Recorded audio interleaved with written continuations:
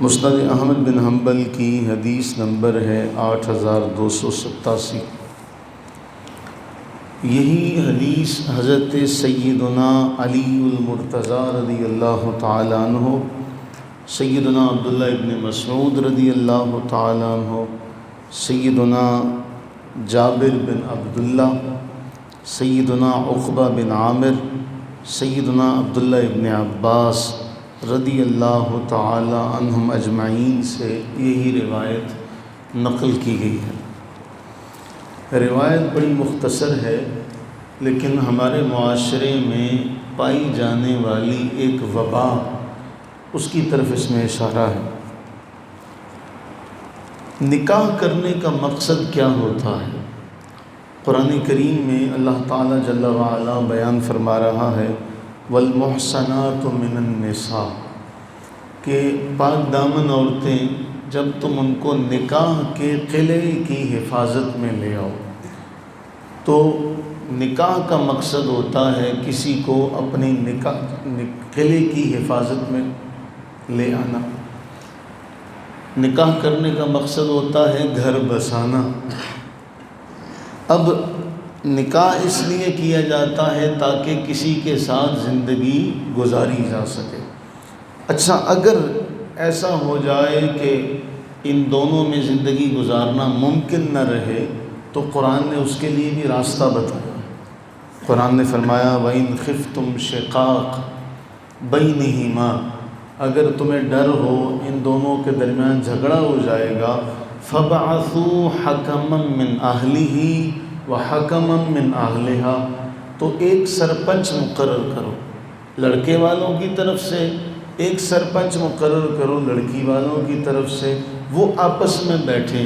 إِن يُرِيدَا إِصْلَاحًا يُوَفِّقِ اللَّهُ بَيْنَهُمَا، اگر وہ دونوں بڑے اصلاح کا ارادہ کریں تو اللہ ان کے درمیان کوئی نہ کوئی موافقت کی راہ پیدا کر دے گا۔ قرآن نے یہ اصول بیان کیا۔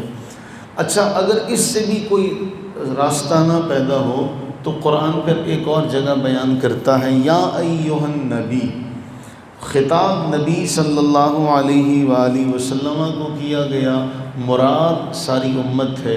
اذا طلقتم النساء، کہ تم عورتوں کو طلاق دینے کا ارادہ کرو، فطلقوہن لعدتہن واحصوا العدہ، قرآن بیان کرتا ہے کہ عدت کے دنوں میں ان کو طلاق دو اور ان کی عدت کو شمار کرو۔ یعنی قرآن جو ہے وہ یہ ایک پری پلان منصوبہ ہے، ایسا نہیں ہے کہ آؤ دیکھا نہ تھا اور طلاق دے دی۔ قرآن بیان کرتا ہے کہ عدت کے ایام میں، اب وہ عدت کے ایام کیا ہیں؟ شارحین جو حدیث کے شارح ہیں، جو قرآن کے مفسر ہیں، وہ بیان کرتے ہیں وہ پاکی کے ایام جن میں مرد عورت کے قریب نہ گیا ہو، ان پاکی کے ایام میں عورت کو طلاق دے اور ایک طلاق دے۔ یعنی پاکی کے ایام بھی ہوں اور ان ایام میں وہ عورت کے قریب بھی نہ گیا، یعنی ایسا نہیں ہے کہ لڑائی ہوئی تو طلاق دے دی اور پھر ایک پر اکتفا نہیں کیا۔ ایسے سخی ہیں، حاتم تائی کی اولاد ہے، 100 دے دی، 1000 دے دی۔ تو رسول اللہ صلی اللہ علیہ وسلم نے اس حوالے سے فرمایا حلال کاموں میں اللہ تعالیٰ کو سب سے زیادہ ناپسندیدہ اگر کوئی کام ہے تو طلاق ہے، سب سے زیادہ ناپسندیدہ۔ اب ہوتا کیا ہے، نہ دیکھا آؤ نہ دیکھا تاؤ، لڑائی جھگڑا ہوا اور تینوں دے ڈالی۔ یہ بھی نہیں دیکھا کہ ان ایام میں میں اس کے قریب گیا ہوں نہیں گیا ہوں۔ اب پھر مسئلہ سننے میں آتا ہے جی حاملہ کو طلاق ہو جاتی ہے، حاملہ کو طلاق ہو جاتی، بھئی ہو جاتی ہے، کیوں قرآن نے کہا فطلقوہن لعدتہن واحصوا العدہ، وہ عدت کے دنوں میں طلاق دو، تم نے نہیں دی تو طلاق تو ہو گئی۔ اب وضع حمل، جب تک حمل وضع نہیں ہو جاتا، حمل پورا نہیں ہو جاتا، اس کی عدت ہے۔ اب طلاق دے دی، اب دیکھتے ہیں پریشان ہو جاتے ہیں، دونوں پشیمان ہوتے ہیں، بھئی ہوا کیا؟ واللہ باللہ تاللہ ایسے ایسے معاملات آتے ہیں کہ خاتون کہتی ہے دیتا کیوں نہیں ہے، مرد غصے میں پھر اس کو دے دیتا ہے۔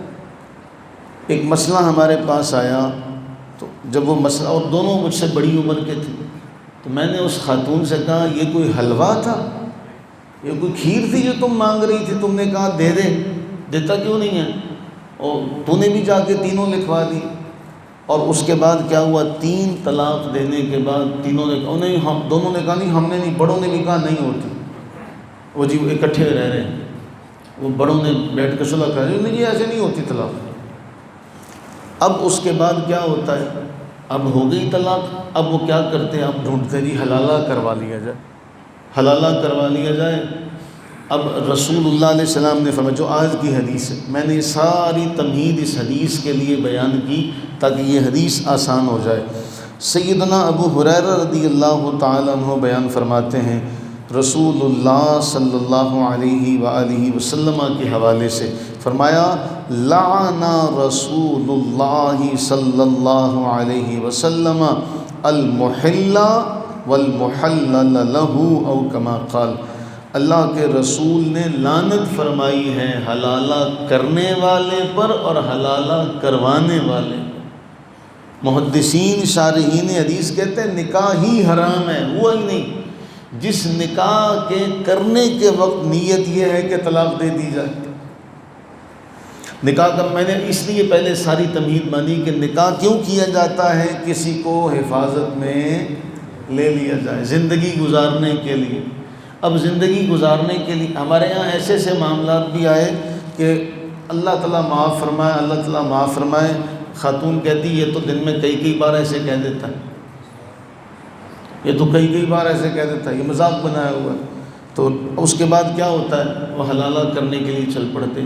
اللہ کے نبی علیہ السلام نے فرمایا کرنے والے پر، یعنی جو نکاح کر رہا ہے دوسرا اس لیے کہ طلاق دے، اور جو پہلا شوہر ہے جو نکاح کروا رہا ہے، ان دونوں پر اللہ کے رسول کی لعنت۔ اور محدثین نے کہا نکاح ہوا ہی نہیں، حرام ہے یہ کام، اور ہمارے ہاں ہو رہا ہے، ہمارے معاشرے میں بڑی زور و شور سے ہو رہا ہے۔ اللہ تعالیٰ معاف فرمائے، ایسے لوگ بھی معاشرے میں میسر ہیں جو کہتے ہیں جی ہم کروا دیں گے۔